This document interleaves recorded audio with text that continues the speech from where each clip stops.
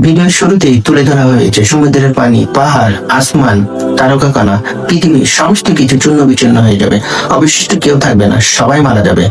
পৃথিবীর শেষ রমজান কেমন হবে ও এর ভয়াবহতা, চলুন কথা না বাড়িয়ে মূল পর্বে যাওয়া যাক। গল্পের শুরুটা ধ্বংস দিয়ে নয়, শান্তি দিয়ে।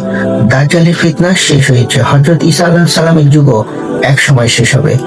পৃথিবী জুড়ে তখন ইসলামের জয়জয়কার। মানুষ আল্লাহকে ভয় করবে এবং তার ইবাদতে মগ্ন থাকবে। এমনকি একটা ডালিম খেয়ে একদল মানুষ তৃপ্তি হবে এবং বাঘ আর হরিণ একসাথে পানি খাবে।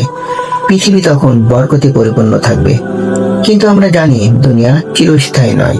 হযরত ঈসা আলাইহিস সালাম ইন্তেকাল করবেন, এরপর ধীরে ধীরে মানুষ আবার দুনিয়ামুখী হতে শুরু করবে।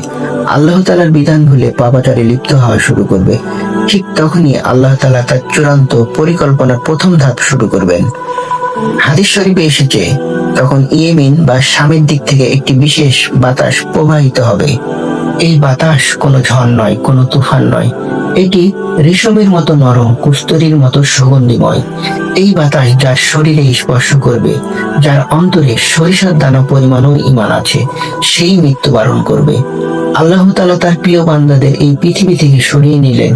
কিন্তু কেন সরিয়ে নিলেন জানেন? কারণ সামনে যে ভয়াবহ আযাব আসছে, যে বিভীষিকা আসছে, তা যেন তার প্রিয় মুমিন বান্দাদের দেখতে না হয়।